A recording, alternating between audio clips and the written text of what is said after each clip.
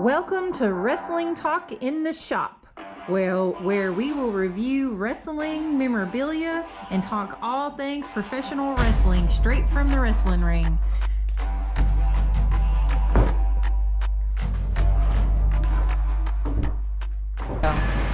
Hey guys, this is Jonathan from Wrestling Talk in the Shop, and today we're going way back in the time machine to September of 1993, WWF magazine, with Lex Luger on the cover. This is right after the USS Intrepid, where he body slammed Yokozuna on the Intrepid, and you got Hulk Hogan as they're phasing him out. He is on the cover, a small picture wise here. Come this way and we'll take a look at the magazine. Lex Luger showing his call to action. The Steiners are two-time belt winners in the same week. Crush awaiting his destiny with Doink in the ring, of the King of the Ring report exclusive. Hulk Hogan had just lost the belt to Yokozuna at King of the Ring. Wow, look at that. Look at all those Hasbros. I've got a few, but I'm nowhere near as many. I'd love to have these here. I've got a Razor, a Hogan, and a Kerry Von Erich. But boy, I think this was like green cards here too. You got Crush. I think he's a green card. Close to the end of Hasbro here. You can join the official WWF 1993-94 fan club. Let's see, does it have the price here? Close $11 to join the fan club. I don't know what you got, but there's the table of contents. A superstar interview with Crush, Battle of the Titans, the Hulkster meets Yokozuna, Shawn and Ronda's Cable's TV's hottest team, a SummerSlam detailed preview, King of the Ring, Royal Rumble report. Got some advertisements, some classic country, classic rock and roll advertisements here. Nice shot of Jerry the King Lawler. Just going over a few things. He was feuding with Bret Hart at this time. I think Bret Hart had just won King of the Ring. And Jerry Lawler was the Burger King at this time. They're advertising a record or a CD sold exclusively at Kmart's. Tatanka, he's still around on social media today.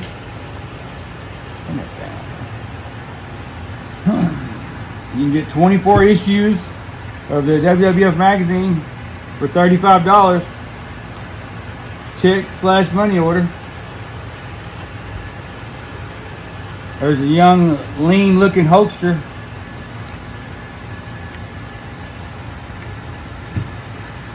Here's Tough Talk.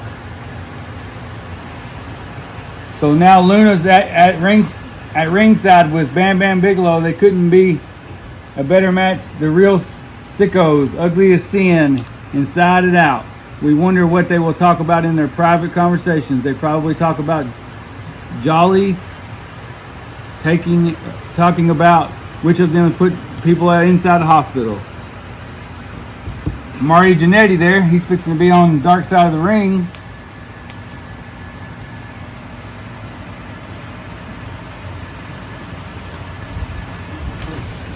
Can you take that fan off?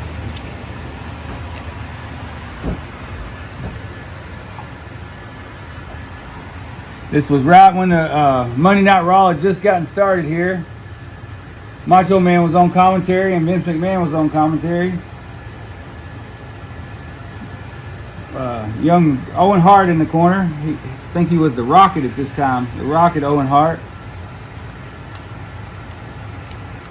Mabel and I can't remember this guy's name. Mo, Man on a Mission. Still don't think that's his name. I think his name was Mo. But yeah, there's that. Crush. Like everybody else, I want to win a title, especially the World Wrestling Federation title. If that means going to give up against Yokozuna, okay. He was real life buddies with Macho Man. They were big buddies. You can pause it there and read the article if you like.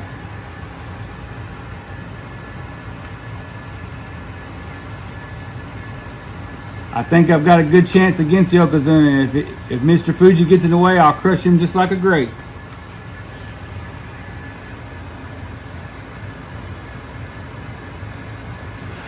Another superstar we lost too young.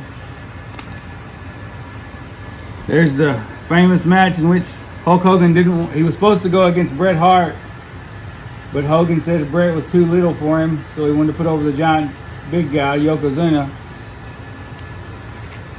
That was Yokozuna's second and final WWF title win. Of course, the cameraman threw the fireball at Hogan's face, and he was pinned with his own move, a leg drop. There's young Shawn Michaels and Rhonda somebody. I'm not sure who Rhonda is.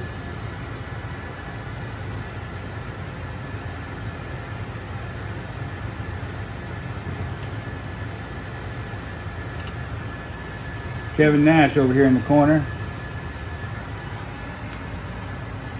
He was Shawn Michaels' bodyguard at the time, coming off the Vinny Vegas at a WCW there.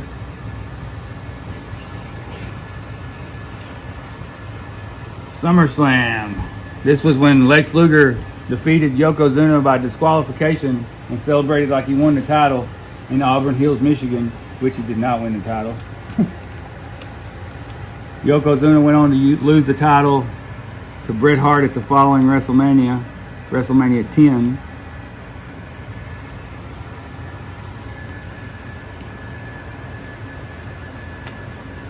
A lot of young superstars there. You got The Undertaker, Giant Gonzalez, Shawn Michaels, Mr. Perfect, Razor Ramon, Ted DiBiase, Bret Hart, Jerry Lawler, Tatanka, Bam Bam Bigelow with Luna Vachon, Sean Waltman, 1, 2, 3 Kid, IRS, Marty Jannetty versus Rick Martel.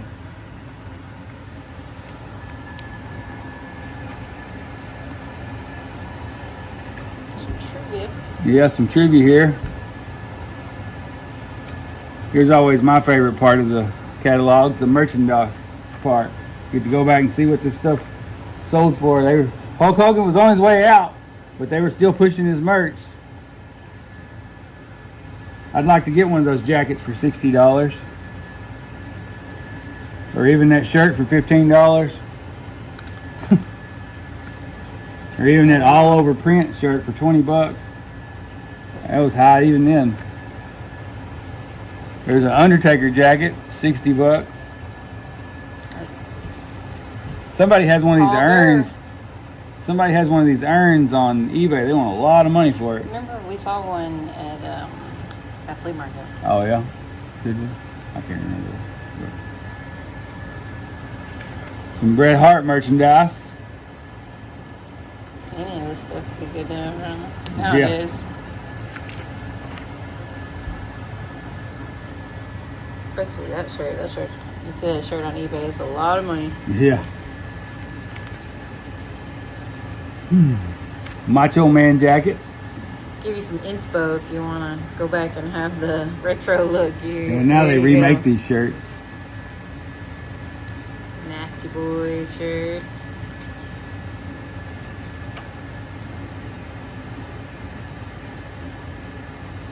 Even got these foam belts. Even back then, you couldn't buy these at Walmart. They might have been sold at Toys R Us.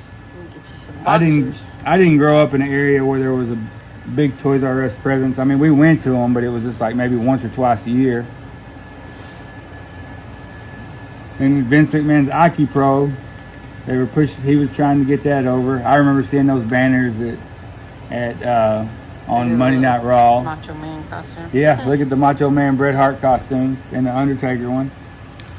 With Lex Luger, he didn't sign with the WWF. He signed with the Professional Bodybuilding Federation at first, and then later became a wrestler. There's your King of the Ring report.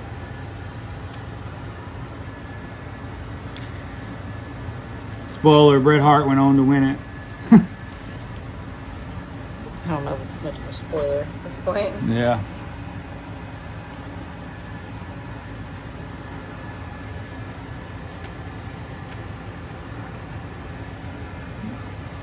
There's Hacksaw Jim Duggan.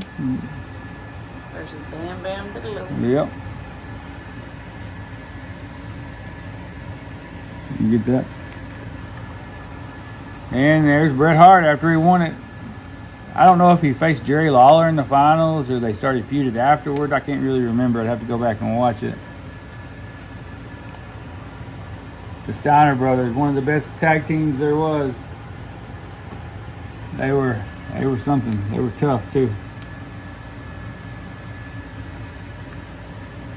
They won the titles at a house show against IRS and Ted DiBiase. And there's your Saturday morning WWF Mania, Sunday All-American Wrestling, and then Monday Night Raw, 8 p.m. Central. Watch them weekly on the USA Network. That's been the WWF, the Wrestling Network, for a long time. Still to this day. And then this is kind of why I bought this magazine. I'm going to let Lindsay read this article. This is on Billy Graham. You want to read that article? Okay. Now it's our turn. In early 1991, a physician named George Zahorian was charged with illegally dispensing steroids. Dr. Zahorian was a licensed physician who had been appointed by a Pennsylvania State Athletic Commission as the doctor on duty for some of the World Wrestling Federation events that were held in Pennsylvania. Because of Zahorian's association with the Federation and the immense popularity of World Wrestling Federation and its publicity value, it became quite clear prior to the trial of Dr. Zahorian that the case was being turned into a trial of the World Wrestling Federation. The pre-trial publicly heightened when Eldridge Coleman, aka Superstar Billy Graham, arrived on scene and indicated that he would testify as a rebuttal witness on behalf of the government at the trial. Graham has since claimed the attorneys acting on his behalf initiated the contact with the prosecution that led to his appearance at the trial. Before the trial was over, the motive for his actions became very clear. Near the conclusion of the trial, Graham hobbled into court and became a witness for the government. When his testimony was all boiled down, he attempted to blame Dr. Zahorian for his steroid abuse and injuries to his left hip and right ankle, which Graham tried to claim were caused by his steroid abuse. Despite repeated cautions from the trial judge, Graham took every opportunity to offer his own medical opinion that his ailments were steroid related and caused by Dr. Zahorian. He downplayed anyone else's role, including his own, relative to his steroid use. His testimony was designed and delivered to blame Titan and Zahorian for his ailments. As he left the courthouse following the testimony, Graham held a press conference to announce that he would provide details of a suit he intended to file the week after the Zahorian verdict against the steroid manufacturers. Dr. Zahorian and Titan, for his supposed steroid, Dr. Zahorian and Titan for his injuries. How convenient that the Zahorian trial had provided the forum for his announced plans. On June 27, 1991, following Graham's testimony, Zahorian was convicted. After Zahorian's verdict, Graham did not move to file a suit against anybody. Instead, his representative demanded $1.25 million not to file suit against the World Wrestling Federation. Graham's representative also indicated that the various scandalous allegations unrelated to Graham's steroid use would also be publicized and his settlement demands were not met. Quite properly, Titan refused to pay his demands. After Titan refused to pay $1.25 million, he still did not file a formal legal complaint. Instead, he filed a one-page document to try and stop the statute of limitations from running out on his claim. Of course, Graham then bragged about his lawsuit when in fact there really wasn't one. Eventually, Titan took steps to compel Graham to file his suit. Titan is now in the process known in the legal profession as discovery relative to Graham's complaint. Recently, Titan's counsel, Jerry McDevitt, questioned Graham under oath during a 5-day deposition that is yet to be concluded. Among other things in the deposition, established that Graham's steroid use had not begun around 1970 as he testified in the Zahorian trial. In fact, his steroid abuse began several years earlier, before Graham was ever affiliated with wrestling in any way. Furthermore, his testimony in the Zahorian trial that he got steroids in his early years from a doctor in Phoenix and another doctor in LA was also shown not to be the whole truth. In fact, Graham had multiple suppliers of steroids while in Phoenix, then used them concurrently. He purchased steroids from so many different doctors that he now claims he can't remember all the names. The deposition also revealed that Graham was purchasing steroids from his personal doctor in Phoenix during the time he testified that Dr. Zahorian had supplied him with 95% of his steroids. In fact, at least 2 of the physicians with whom Graham bought steroids in Phoenix were disciplined by the state medical board in 1982. Who then is Billy Graham? Our investigation, necessitated by his lawsuit, has revealed that he is a high school dropout, has never held a regular job. He has well-documented past of tax liens as well as non-support orders for 2 children he left behind when he married for the 5th time.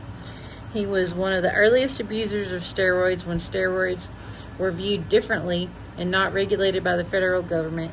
His steroid abuse began at least by 1996, and he claims to have stopped using them. 1966, and he claims to have stopped using them in 1989. Graham admitted he was a steroid abuser during the entirety of the 23 period. He presents himself as were a professional wrestler associated with the World Wrestling Federation throughout that 23-year period. As Titan Sports Incorporated, Graham spent only a little over 1 year of that period wrestling for the company that was owned and operated by Vincent K. McMahon. Graham worked as a bouncer in Phoenix bars during his early years of steroid use in the 1966 time frame. He got steroids from a variety of physicians in the Phoenix area and now admits that he did not tell each physician he was obtaining steroids from the other physicians or other sources at the time. One of his physicians eventually lost his license, another committed suicide, yet another was disciplined for indiscriminate dispensation of steroids. Eventually, Graham moved to Venice Beach, California, where steroids spread rapidly through the bodybuilding cult of the era. He hung around with the fabled bodybuilders of that era and at one time trained regularly with Arnold Schwarzenegger. In the late 60s, Graham tried out for several professional football teams in the U.S. and Canada. His steroid use continued while in football. When he did not cut it in football, Graham went back to Phoenix and resumed his career as a bouncer in Phoenix bars. Around 1970, he started hanging around the fringes of wrestling. He was one of the few wrestlers of the era that used to use steroids and ironically is substantially responsible for the subsequent spread of steroids to other wrestlers. On October 25th, 1975, Graham agreed to wrestle for Vince J. McMahon's company, Capital Wrestling Corp. Vince K. McMahon, the owner of Titan Sports Incorporated, had no role in the decision by Capital Wrestling to promote Graham, nor did he have any ownership interest in his father's company. Graham's initial tour with Capital Wrestling lasted a few months, and he left in May 29, 1976. Dr. Zahorian was not even in medical school at this time, and Graham had already completed at least a decade of continuous steroid abuse. After his initial tour with Capital Wrestling, Graham wrestled for other outfits and worked as a bouncer again in bars. On April 30th, 1977, his second tour with Capital Wrestling opened with a title match against Bruno Sammartino, the reigning champion, which Graham won by a pin. Graham's second run with Capital Wrestling lasted until December 16, 1978. Again, Vincent K. McMahon had no role in the decision or any ownership interest in Capital Wrestling. It is unclear whether Graham met Dr. Zahorian during his second tour with Capital or not. Graham has claimed that he did not meet Dr. Zahorian in that time frame, but has given different answers as to exactly when he did. Dr. Zahorian testified at his trial that he didn't have a DEA number until 1980. Even if Graham didn't meet Dr. Zahorian in 1977, it is clear that Graham used steroids for at least 11 years before he met Dr. Zahorian. After his second tour, Graham immersed himself even deeper into his steroid abuse. Between the years of 1978 and 1982, he largely turned himself into a steroid guinea pig and was not affiliated with wrestling at all when he did. He promoted a bodybuilding event and admits to injecting one of the participants with steroids. In 1980, Graham decided to compete in the World's Strongest Man contest. By his own admission, he took huge amounts of steroids to prepare for the contest.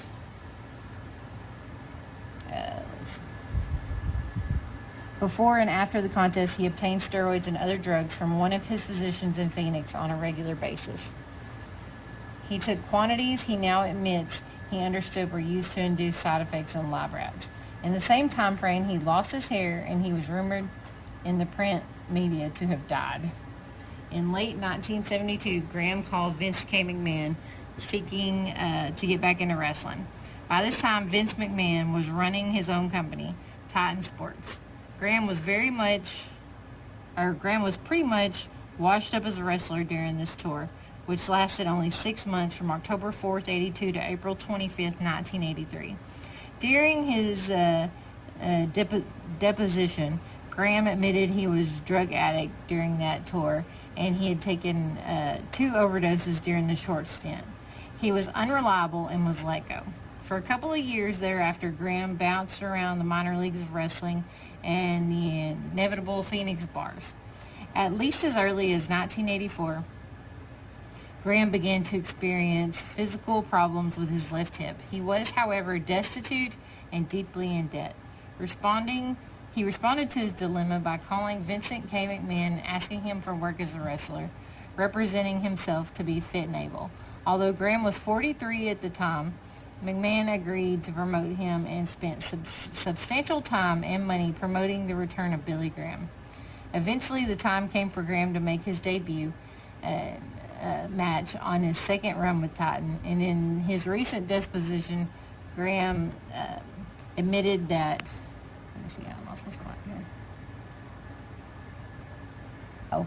that his hip problems, studiously hidden from Titan at the time, was in fact so bad he secretly got 2 huge cortisone shots in his hip the night before the match to enable him to go into the ring for his first match.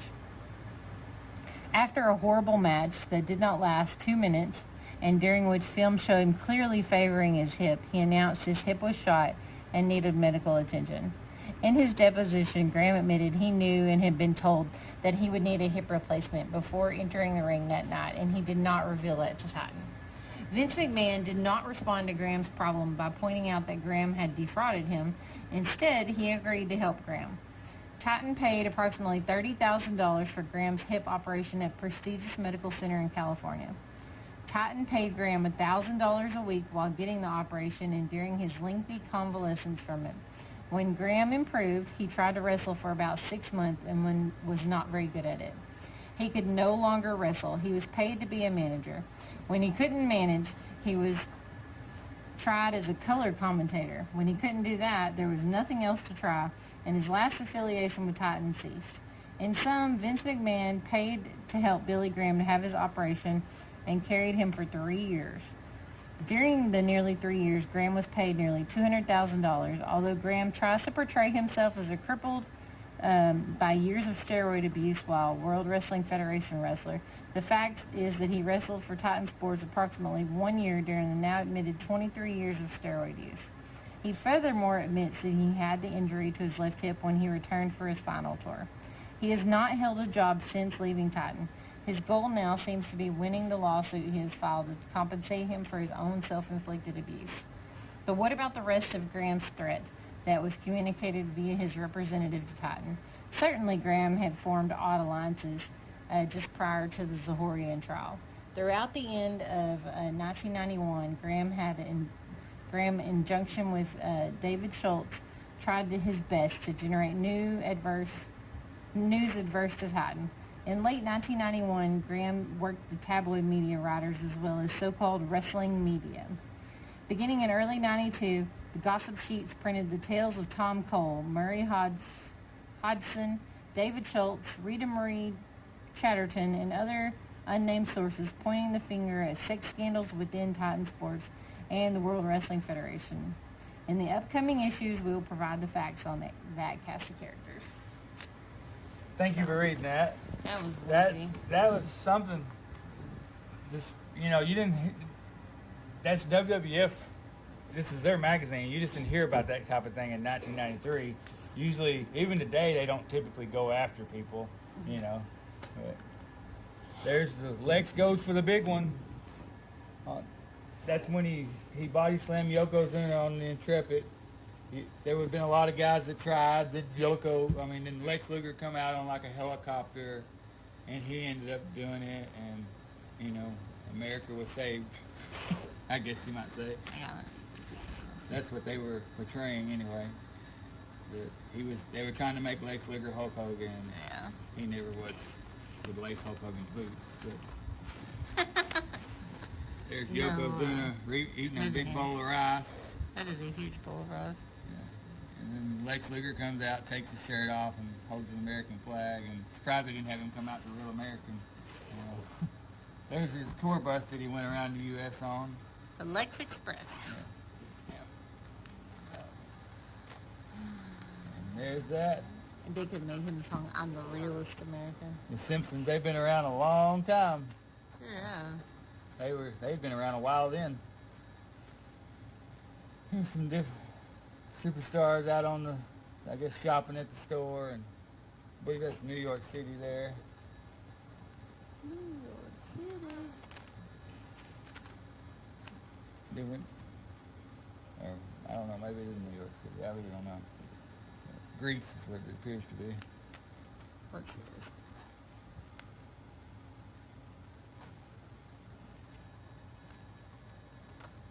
Around the world. At this time, it was right in the middle of that steroid trial, so they were a lot bigger in Europe and doing a lot more different stuff over there.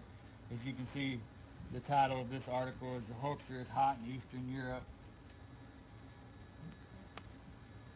because that's always been a wrestling hotbed. They just had Money in the Bank there yesterday.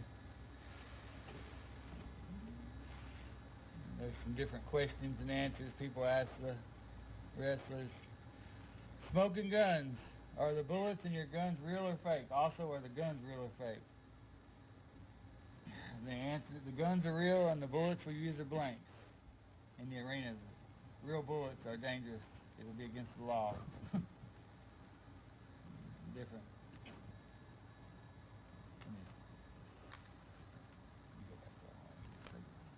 And there's the famous ice cream bars that CM Punk wanted back. I don't know are they in stores or did they ever come back? I don't know. But I remember eating those when I was a kid. And there's an up-and-close picture of the Hulkster on the back. Hulk spends his free time riding his custom-made Harley Davidson. Hulk says Harley symbolizes America the same way red and yellow symbolizes Hulkamania. And you can order your SummerSlam 1993 on VHS for $40. Wow. And that concludes that. And WWF, September 1993. We appreciate you if you made it this far in the video. Any kind of human interaction, like it, watch it, give it an okay, hit the thumbnail, anything you can, do, we appreciate it. And thank you for watching.